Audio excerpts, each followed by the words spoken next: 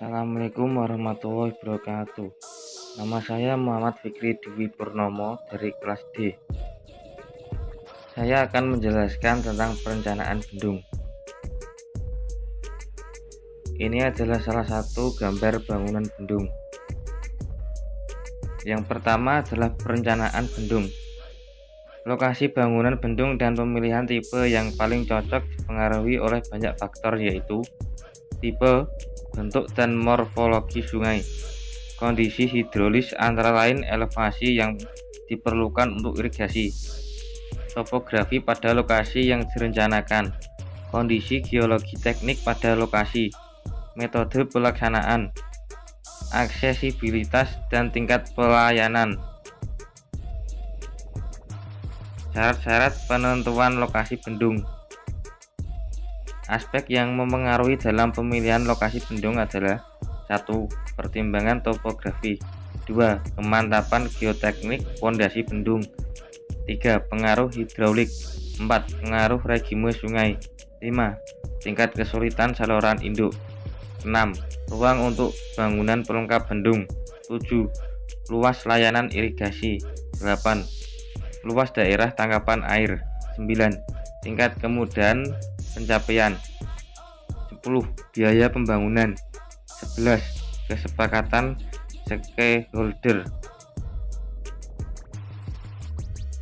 Pertimbangan topografi.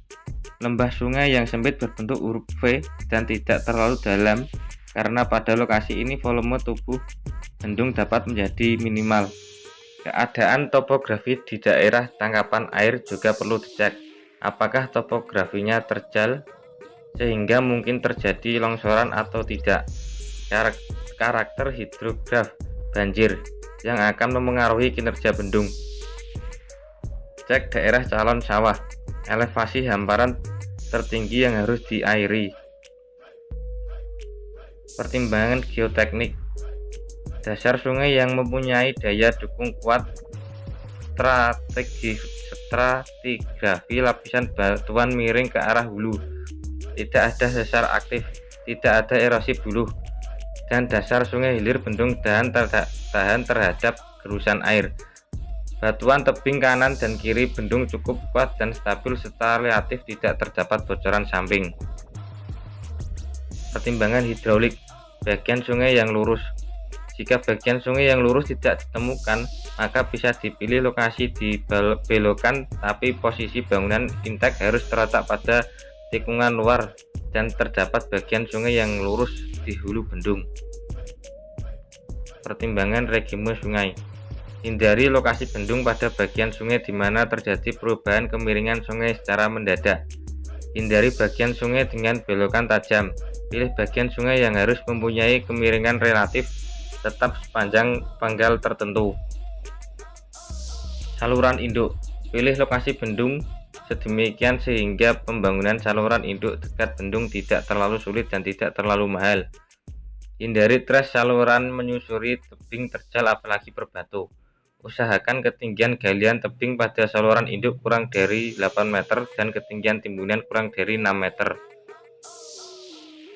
Ruang untuk bangunan pelengkap. Untuk kolam pengendap dan saluran penguras dengan panjang dan lebar masing-masing kurang lebih 300 sampai 500 meter dan 40 sampai 60 meter.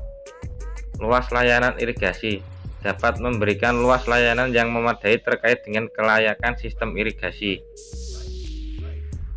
Luas daerah tangkapan air.